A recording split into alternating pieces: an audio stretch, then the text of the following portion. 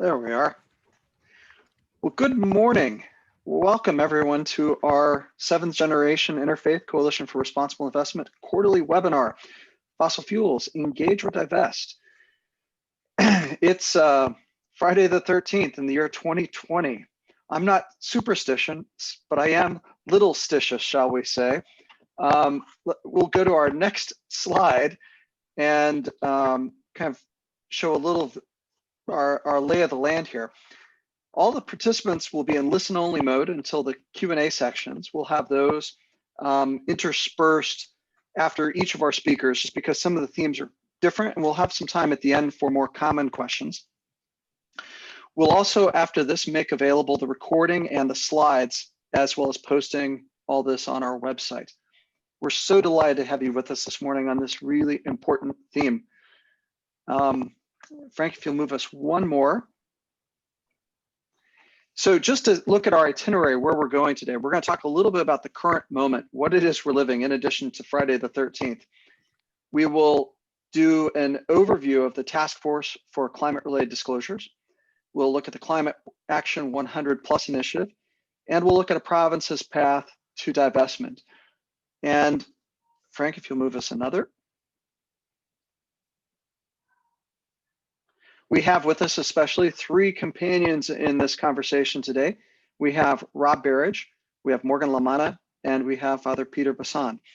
And why don't we move, I'll give them each a little more introduction when we arrive at them.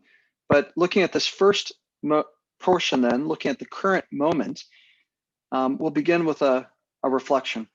This is a prayer that comes from Pope Francis's 2015 encyclical, Laudato Si, right at the conclusion of it. And so we pray.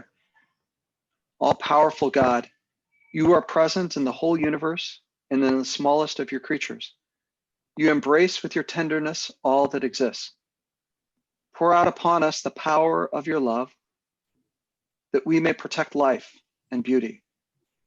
Fill us with peace, that we may live as brothers and sisters, harming no one. O God of the poor, help us to rescue the abandoned and forgotten of this earth, so precious in your eyes. Bring healing to our lives, that we may protect the world and not prey on it, that we may sow beauty, not pollution and destruction. Touch the hearts of those who look only for gain at the expense of the poor and the earth.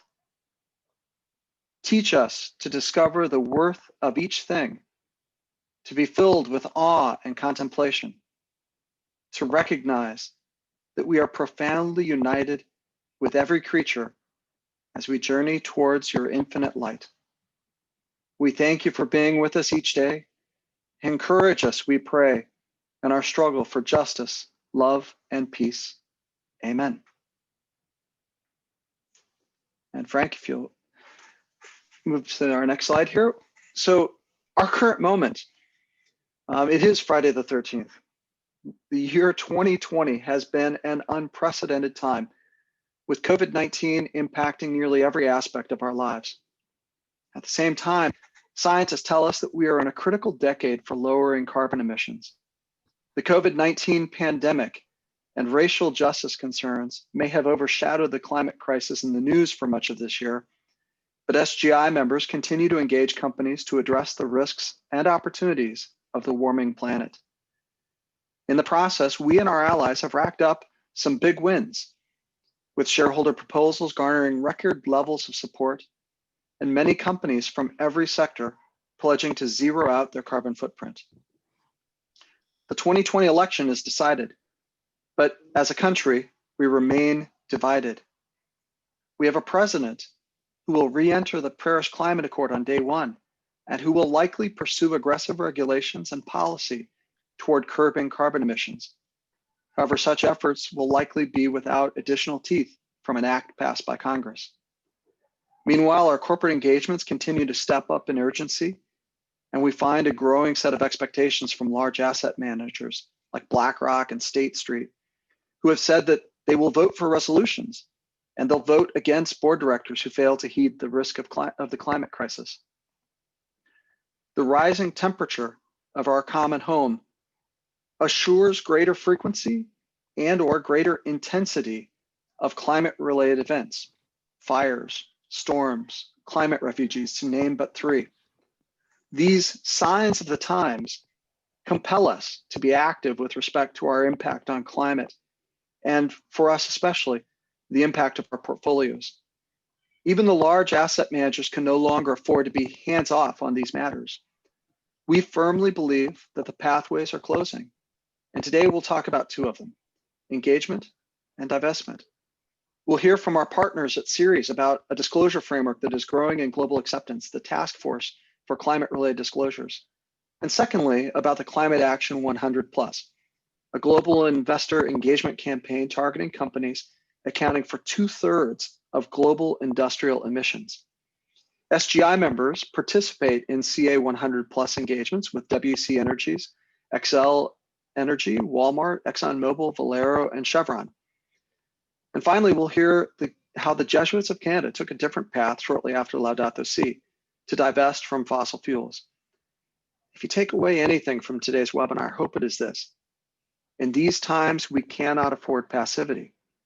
After all, feeling great about one's portfolio will be a Pyrrhic victory if the issues we care about, issues like climate, inequality, modern slavery, don't get any better or even get worse as a result. Frank, if you'll move us one more slide. So moving into our itinerary, we'll move to an overview of Task Force for Climate-Related Disclosures. And in this portion, we're going to hear from Rob Berridge of Ceres.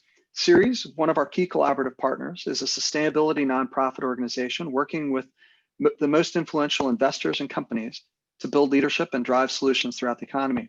And at Ceres, Rob is Director of Shareholder Engagement, where he works with investors and companies on climate change, sustainability, and governance issues, as well as various projects for the Ceres Investor Network on climate risk and sustainability.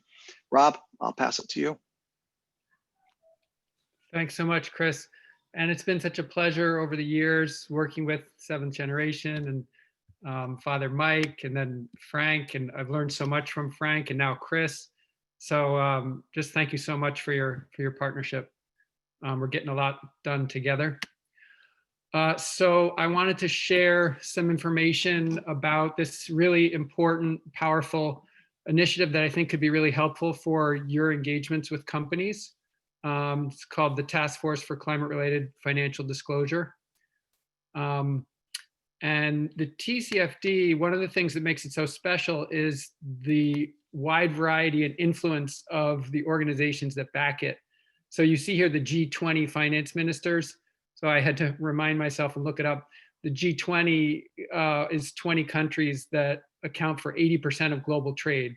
So these are big, important countries, and they're backing this initiative along with central bank governors. So really heavy hitting backers, and then kind of wonky, heavy hitting topic areas too, like you see on the slide here near the light bulb.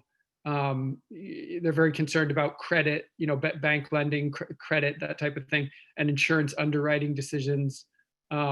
So while TCFD is wonky, you'll see in the next slides, it won't be hard for you to make use of it. So let's go to, yeah, great. So this slide is just a great summary of climate risks and opportunities faced by corporations. And this could be really useful for your dialogues with companies and for shareholder proposals.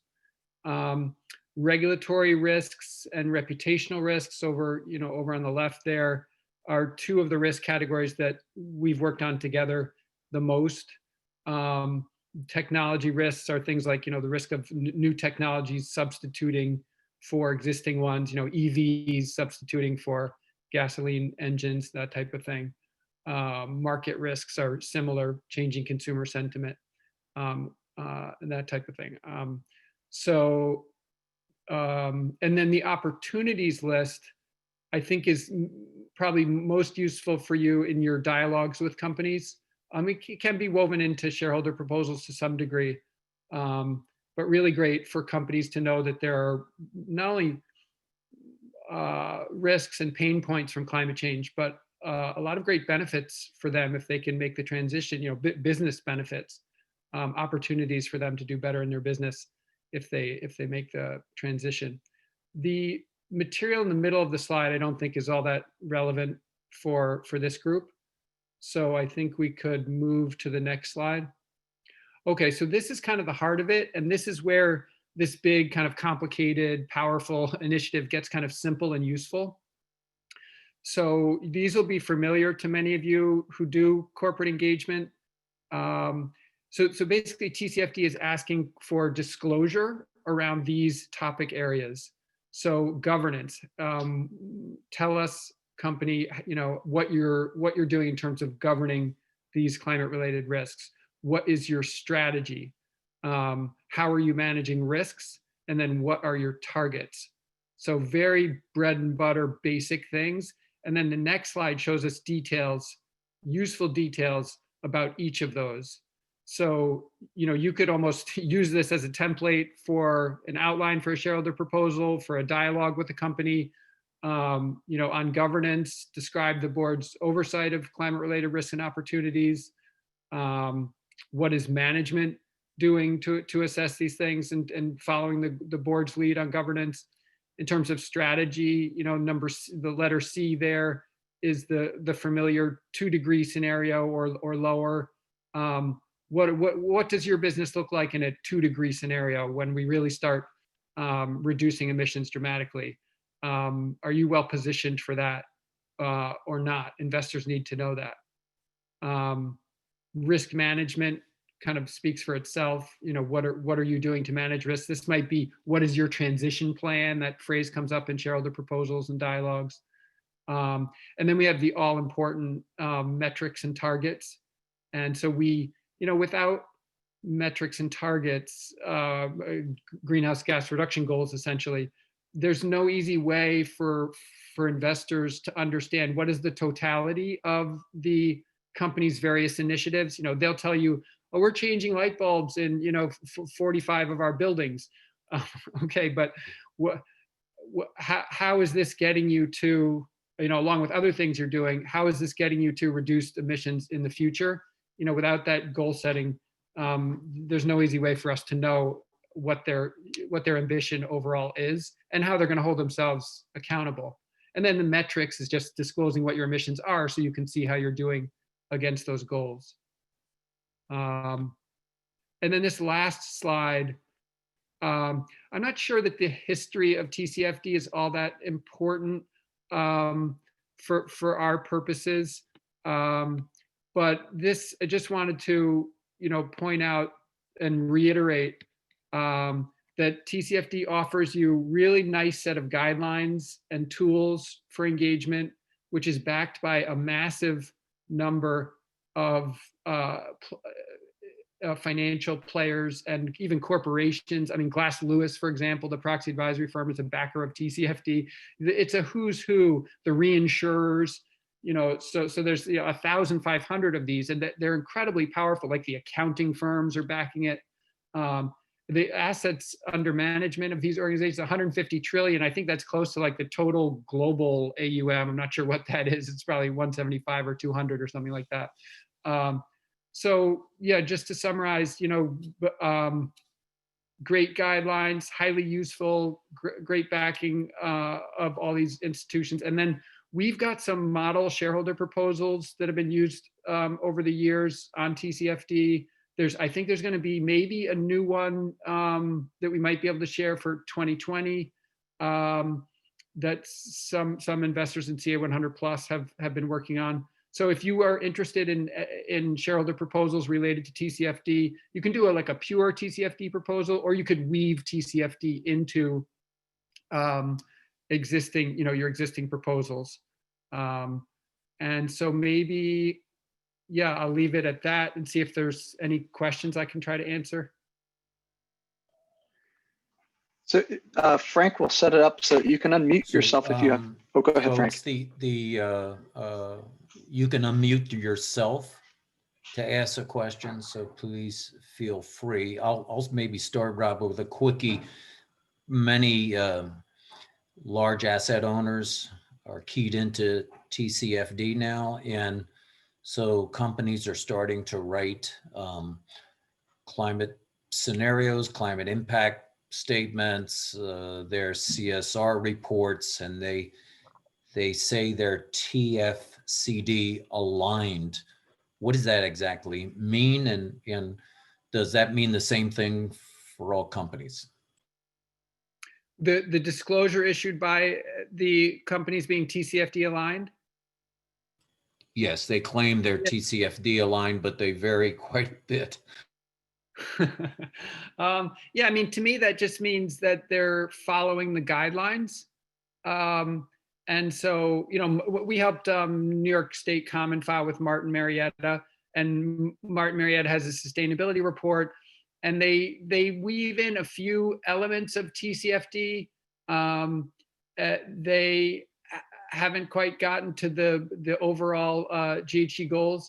So in my mind, if you don't have each of the elements of the TCFD guidelines in your disclosure, then you're not TCFD aligned. You know, if you don't have something on governance, what are you doing on governance? What are you doing on strategy? What are you doing on risk management? Where are your metrics and targets? Do you disclose scope 1, 2, and 3? And do you have targets for those? If you don't do all those things, then you're not aligned. If you do half of them, then you're halfway aligned. That's how I think of it. It sometimes takes a company like Martin Marietta, their aggregates and concrete company, it might take them a few years to, you know, they say next year we're going to be offering targets. So they may take say it's going to take them some time to become aligned.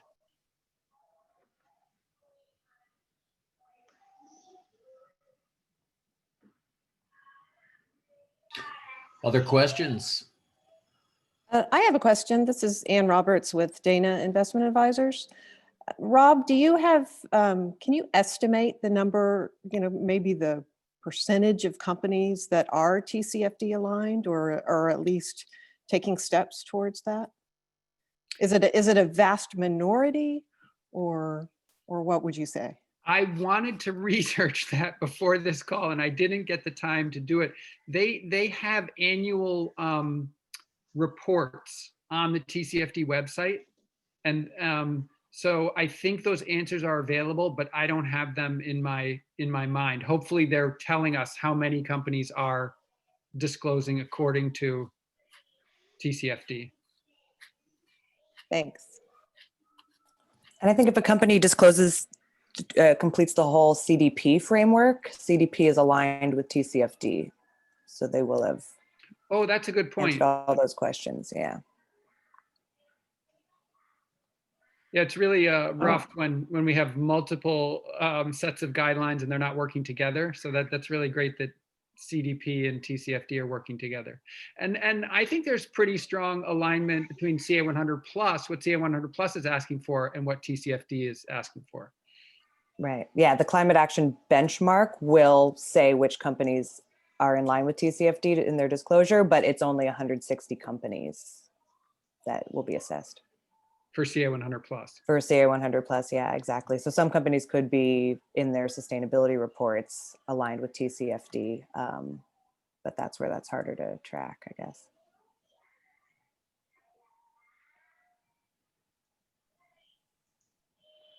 All right. Maybe we'll move on and talk about the Climate Action 100 plus, but if you've got other questions or kind of comparative questions, we can also bring those in. So looking at the Climate Action 100 plus initiative, we have speaking to that, Morgan LaManna. Oops, you've been muted. I got muted, yes. So we have Morgan LaManna with us, Senior Manager for Investor Engagements. Morgan is focused on implementation of the Climate Action 100 plus initiative in North America. She is responsible for supporting investor leadership on target companies and working with Ceres oil and gas, electric power, transportation, and food and water teams to track company progress in line with the goals of Climate Action 100 plus. Morgan, why don't I let you take over? Great, thank you. I mean, you can show my first slide, Frank, the cover slide.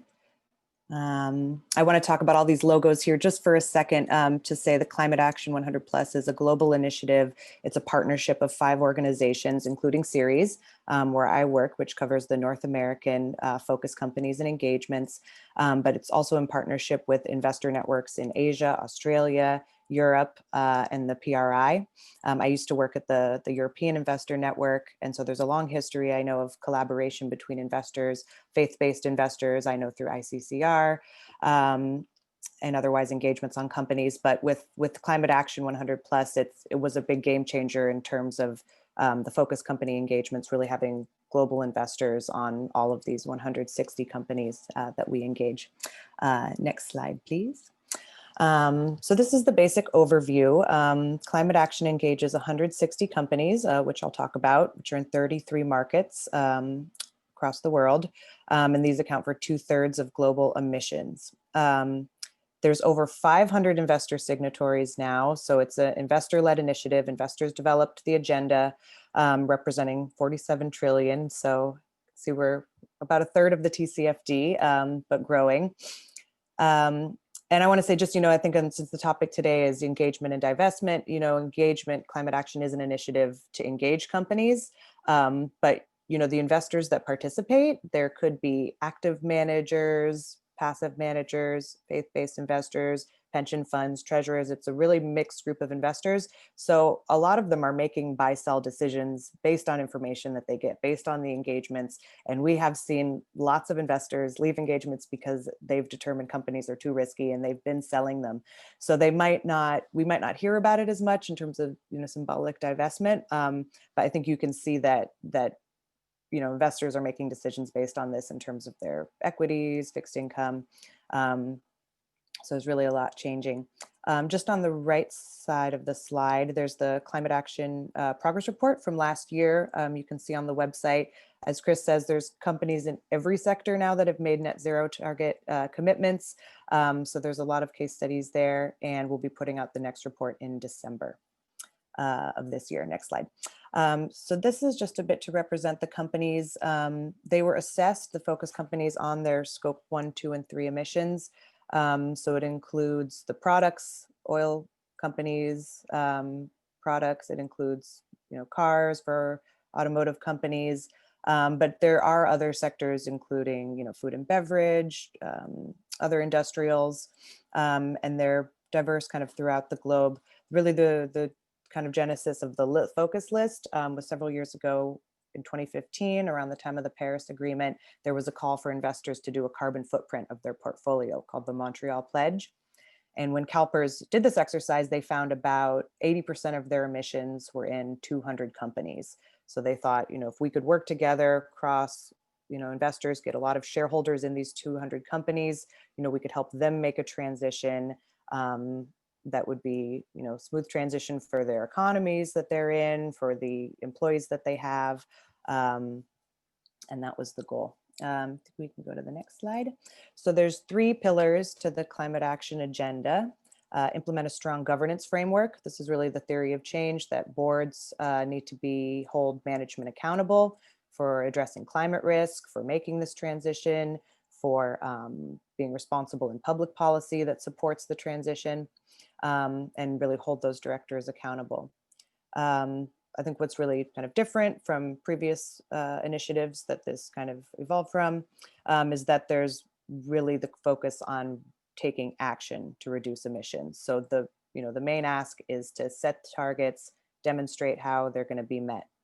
And then the 3rd pillar is to disclose in line with TCFD. So as Rob was saying, this is really the standard that companies are disclosing. And so that is really what investors are looking for to compare companies. Next slide, please. So I was talking about holding directors accountable. What are, after dialogues, how are investors holding the companies accountable for this agenda? So this represents a survey twice a year. The Climate Action Initiative surveys the lead investors of the focus companies and asks, what the plans are if the companies aren't progressing. So a lot of investors file shareholder resolutions, to get other investors focused on these issues.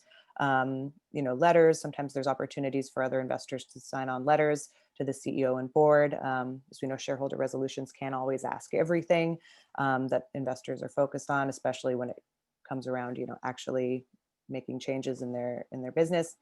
Votes against directors, something we're seeing more and more, including from larger asset managers that are signed on to climate action like BlackRock, that they'll be holding directors accountable for failure to report on TCFD, for example.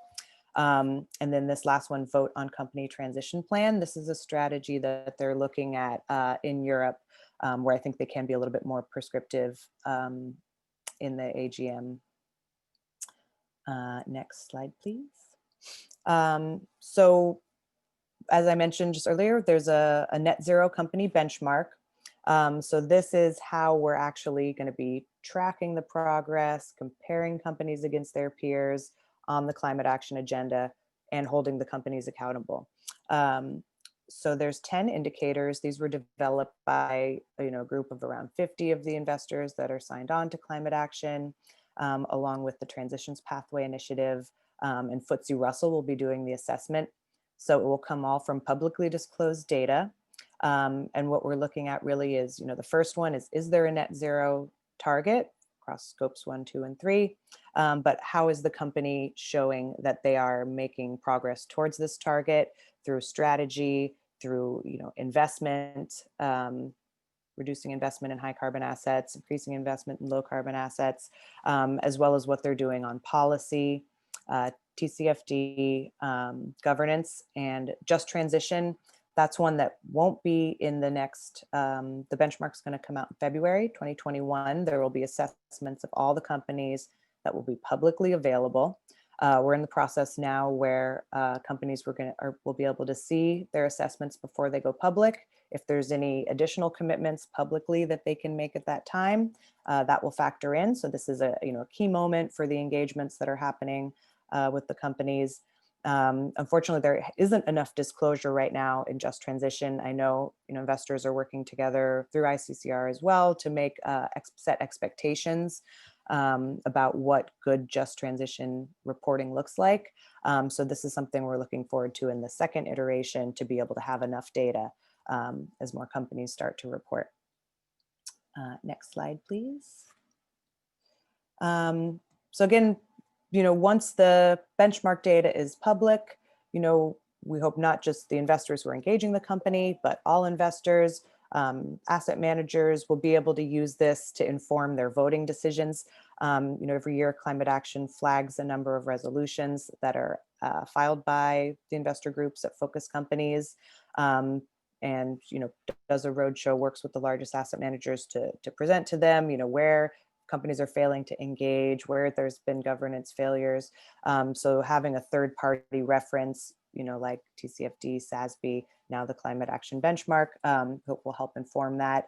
We're working also with proxy advisory firms to understand the benchmark, and they've given feedback that, it's very difficult to assess different companies' net zero targets. They start at different baselines. A lot of them are a little bit different. So having this kind of common framework, should hopefully be very useful. Next slide, please. And some oil gas companies, I know, because that was an interest. We say the good Occidental this week was the first oil and gas company in the US to make a net zero commitment, including their product emissions. This requires a lot of technological assumptions around what will be available for carbon sequestration. So that's something investors will be engaging on.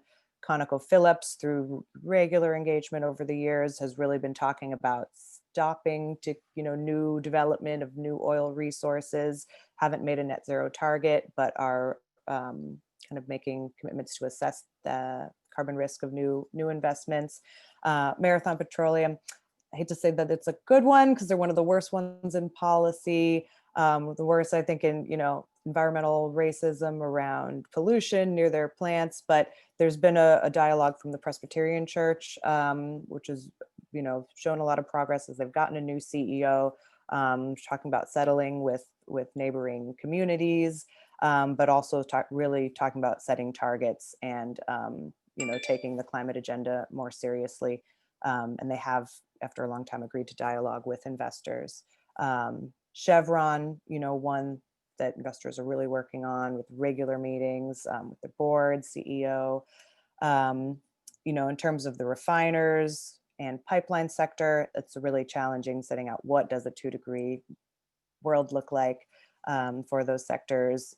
They're lobbying against fuel efficiency standards in Marathon's case, kind of trying to keep the world the way it is. So those will be ones where there will be, likely shareholder resolutions, escalations that can be supported. Both Phillips 66 and Valero investors are calling for co-filers, so that's something that could be shared. ExxonMobil, fundamentally not engaging with investors, not saying that there should do any more disclosure than what is legally required, not accepting responsibility for where product emissions are.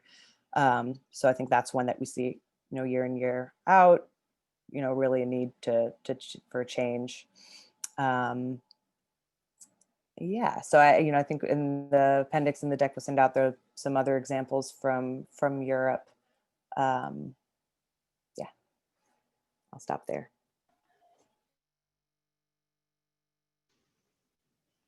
Thanks.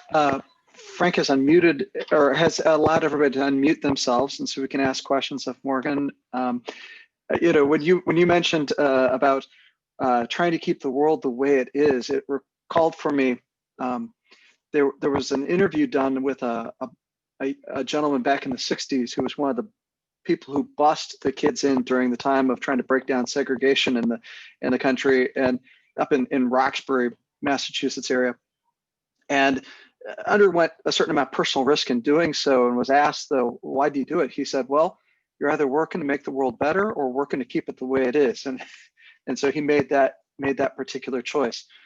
I know some of our members are engaged in some of those companies that you mentioned on your scale there. Maybe they've got some particular questions or comments they'd like to share with us.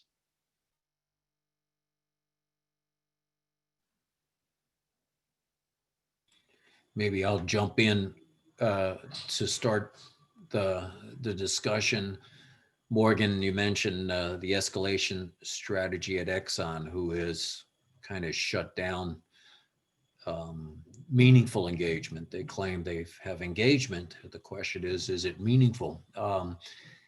And so this year, SGI members have gone to pretty heavily on resolution strategy. We are co-filing on 4 of the ExxonMobil resolutions. And so hopefully we will bring spotlight to a company that seems to be pursuing a last man standing type of strategy in an industry that is just not going to survive.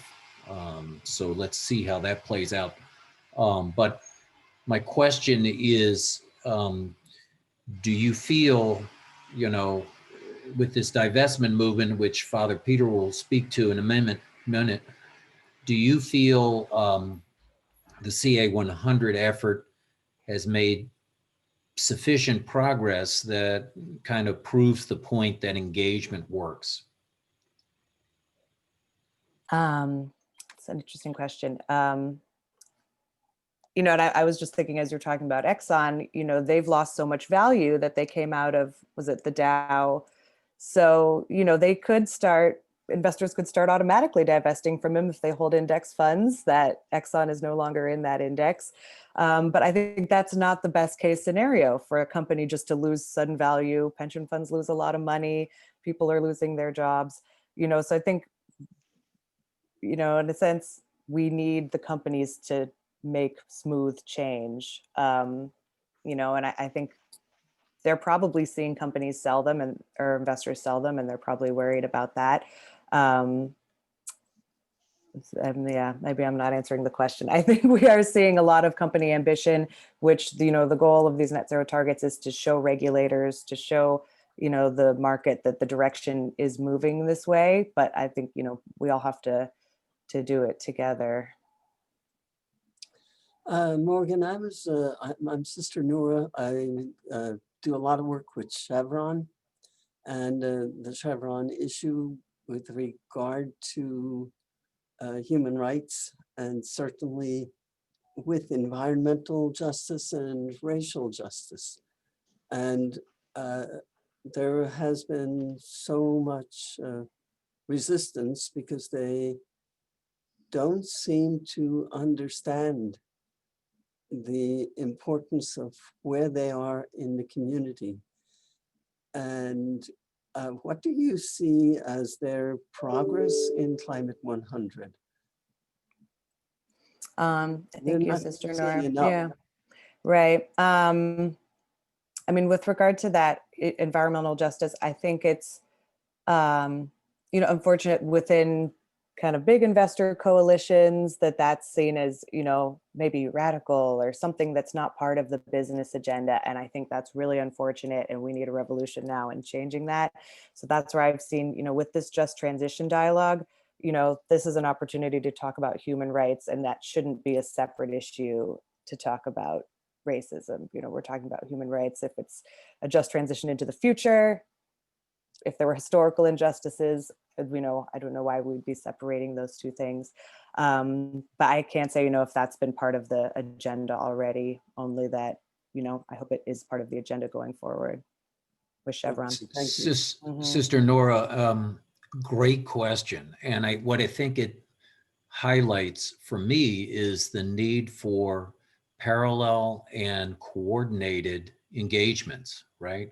Yeah. So the BlackRocks that have signed on to the CA 100, although they're not active in any of our engagements, but you're not going to see them push or promote environmental justice, Right. or racial injustice that an ICCR member can do.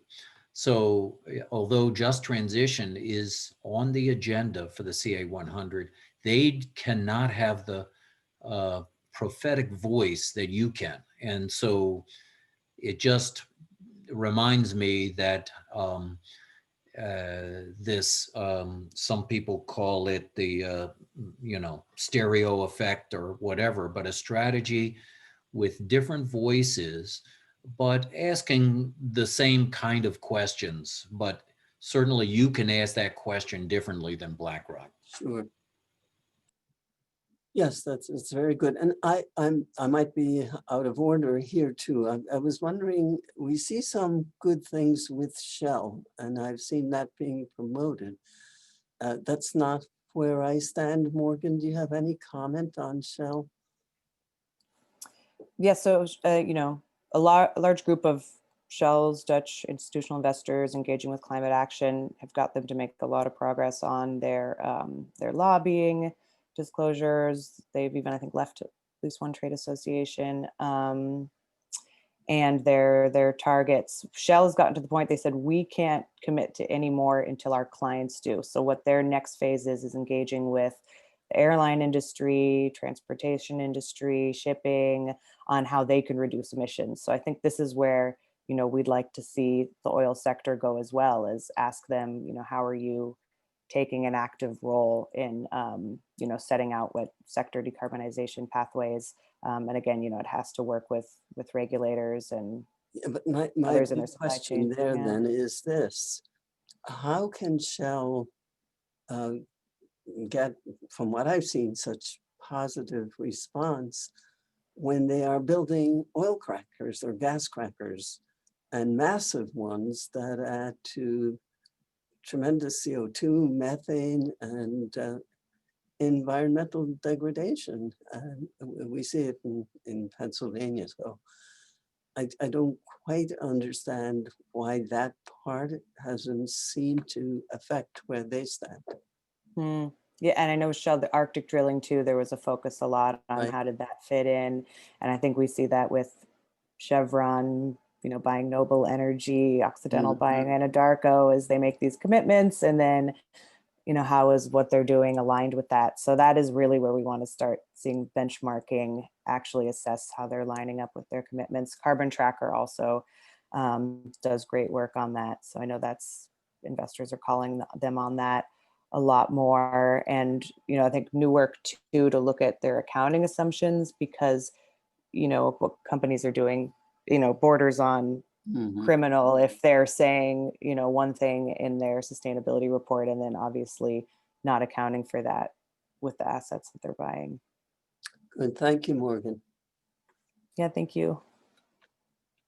Thanks for those questions. Maybe we'll move to Father Peter next and conversation about how the Jesuits, Frank, if you'll move us one slide,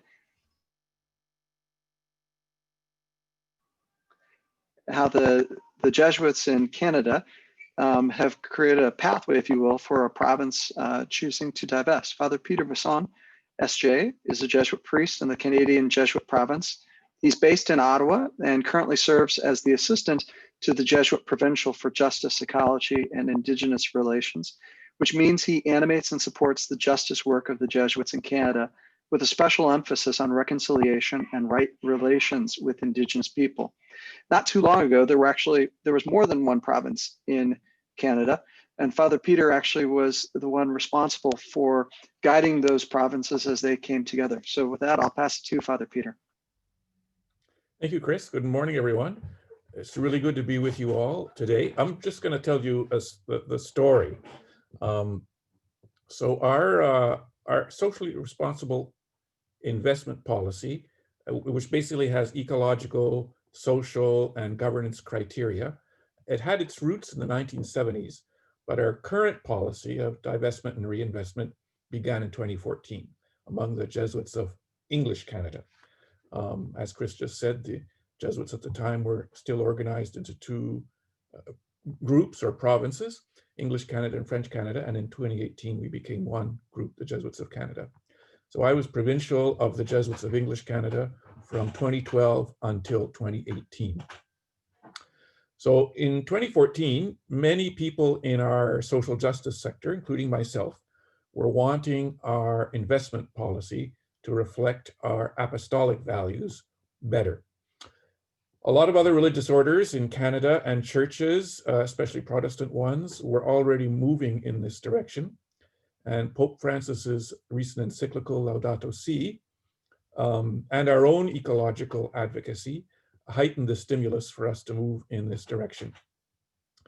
And we had already been engaged with Jesuits in the US in a joint effort called the Jesuit Committee on Investment Responsibility, which is a joint effort at shareholder activism, where we picked a number of companies, bought shares in them, and then tried to influence their policy through corporate dialogue with them and using our voting capacity.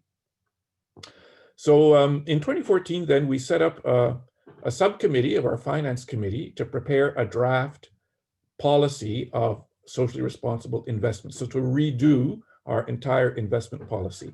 So the committee was composed largely of lay people, some of them from our social justice sector, others with expertise in finance. So one of these lay people with expertise in finance had been the chief economist for the Steelworkers Union in Canada, so good union background.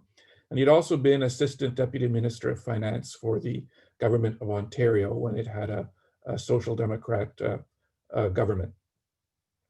We did a little bit of consultation with other groups with similar policies, but we especially consulted an organization called Sustainalytics, the company, Belgian and Canadian, that basically analyzed the performance of companies according to ecological criteria, social criteria, essentially human rights and equity, and governance criteria, so the justice aspects of their internal operations. So there was a nun who was a manager of Sustainalytics, so she gave us a very well prepared presentation, and we consulted a lot with her and through her with Sustainalytics in the preparation of our policy. So the committee worked for 2 years. The divestment part of the policy wasn't so unusual among religious groups in Canada, but the reinvestment policy was, as was the commitment to withdraw from fossil fuels within 5 years. So reinvest. So the policy had kind of went like this, or the structure went, the province will not invest in corporations that do X, Y, Z, and the province will invest in companies that do X, Y, Z. So there were negative and positive screens in the policy. Now, we did not have a very large portfolio, and the returns from the portfolio were a substantial part of our income. We basically ran the province on that income. So we didn't have a lot of room to maneuver, room for error, as it were. But we proceeded anyway, basically on principle, and to be consistent with the apostolic values that we were trying to promote. So I approved the policy in 2016. So it's been active since then. At the time, it didn't provoke much reaction among the Jesuits, positive or negative, but it did attract a lot of attention outside the Jesuits, among other religious organizations and in civil society. So as an example, the University of Toronto, people at the University of Toronto were very interested in our policy, and some people used our policy to advocate for a divestment policy, a fossil fuel divestment policy at the University of Toronto. So I'll come back to how our policy is doing in a moment. So now I'd like to give you a little bit of the remote background. So this new commitment didn't come out of thin air. It came out of a background of corporate dialogue that we'd been engaged in since the 1970s. So in the 1970s and 1980s, there was a rich ecology of ecumenical task forces in all kinds of social justice topics. And one of them was the task force on churches and corporate responsibility. So we were quite active in that. So that was basically corporate dialogue and shareholder activism. At the same time, we'd been very active in getting Canadian banks to divest from South Africa in order to undo the policy of apartheid.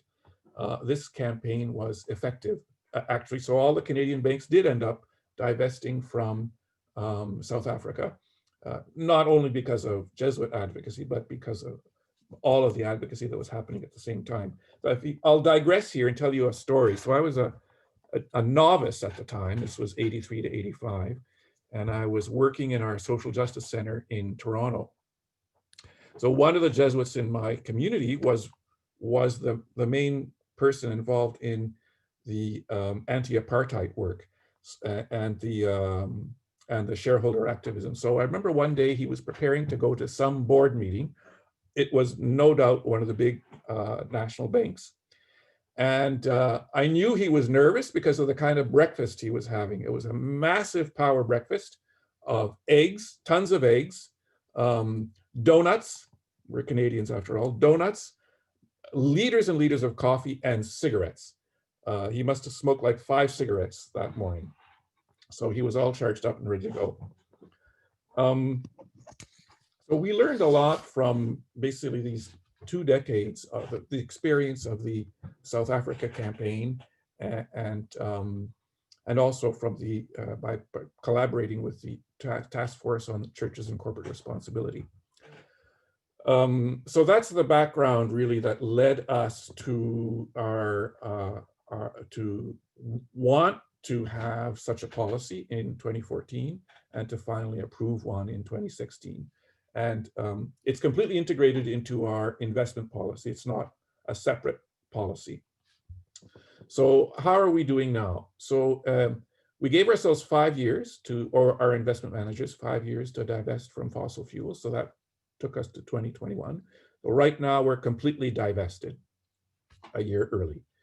There has been no financial impact because of the socially responsible investment policy. So in other words, we're not making less money, we're not making more money either than we used to. However, we did lose some donors in Alberta. Alberta is basically the Canadian oil patch, largely tar sands, so very carbon emission high production. At the moment, we're rewriting the investment policy not changing the policy, but it was originally written more as an apostolic document, kind of a ministry document. So we're trying to rewrite it now in a language that our investment managers understand more readily. We're starting to get involved in just transition activities and reflection in Canada, especially with other religious orders. And we continue to be active in the Jesuit Committee for Investment Responsibility. I'm involved personally in 2 dialogues with gold mining companies, one of them Berridge Gold, which is Canadian and the largest or second largest gold mining company in the world. And we try to work with partners on the ground who actually are near the mine. So we get data from people on the ground, along with what we hear from the companies, of course. We're starting to think of getting involved in impact investment in Indigenous communities. So we're just starting to think about it and prepare for that. So that activity would go against some aspects of our policy, because it would, but anyway, it would be a way for us to be financially engaged in some of the communities where we work, and as well as to promote reconciliation work between us and Indigenous communities in Canada. So to conclude, we basically moved, this wasn't a completely new thing. We basically expanded our engagement from corporate dialogue and shareholder activism towards a policy of divestment and reinvestment. And then we hope to become a little bit more active by becoming engaged in some impact investment. So that's where we don't expect a financial return, but we do expect a return in social and ecological values. I'll stop there. So thank you for listening to our story. So I allow people to unmute themselves, and Peter, you have to also unmute. Was I muted the whole time I was talking? No. Just Okay. at the end. When Frank kind of altered the alignment again. Thank you for sharing that with us. I know some of the others joining in are also have been in leadership in their communities. Some more maybe perhaps from the Treasurer's Office, others from the Justice Office, or I think that we might have a couple who've served as provincial or superior general of their communities with us as well. But perhaps we might have some questions from some of our members about how the Jesuits have navigated this, or some insight on how you are navigating these questions. Hey, Chris.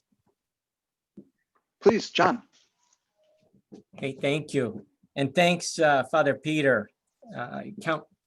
I'm lucky because I have Father Peter as a colleague, but you can see his leadership. And I'll just say, since Canada's lead, and they began that even before Laudato Si in 2014. So it predated that. And Laudato Si and its subsequent document, that Journeying for Care in Our Common Home, which just came through this summer, even go stronger in terms of disinvestment. But since Father Peter's lead, 3 other worldwide provinces have divested: Italy, Australia, and England, and 3 higher ed places, Georgetown, Seattle U, and Creighton is on its way there. And, Frank made that great point earlier about that we need not fall into that either or, us and them kind of category, in terms of thinking through this. And I guess we're in the Midwest, a member of SGI, are kind of discerning this now. It's with the consultors, and I don't know how this will go, but one question that we've come down to, which has at least been helpful for me, is, are the oil majors, oil, gas, coal majors, only selling carbon, or are they also selling, status quo? And then, we drill down to look at, the lobbying, misinformation, political giving, exploration, and how that's subsidized, and what the real green energy investment is. So I think it comes down, in a way to looking at those issues too. But I'm grateful to Father Peter. I don't have a real question besides that comment, and gratitude for your sharing of that story. Thanks, John. Oh, go ahead, Father Peter. I just, kind of as a joke, I asked John to tell his provincial, who I know, that the Canadians aren't broke, so not be afraid. But we do think these have to be kind of living questions that we wrestle with, you know, that kind of indifference, or especially like in the Ignatian spiritual tradition, apatheia would certainly be something that we would strongly resist. And Francis talking so much, Pope Francis speaking so much about a culture of indifference, that these kinds of questions are ones that need to be living questions, precisely coming from our faith tradition around it. Other comments or questions from people on the web? And you can direct some questions to Morgan and Rob as well. Peter, I'm sorry to jump in, but did you get a lot of resistance? This divestment decision coming, as you say, from a justice perspective, did you get resistance from the professional money managers and others, lay people that may have been on your investment committee that kind of pushed back and say, hey, number one, you're going to lose money this way. Number two, this decision is not going to move the needle, so why are you bothering? Not so much. The treasurer that we had at the time, the Jesuit treasurer, was nervous.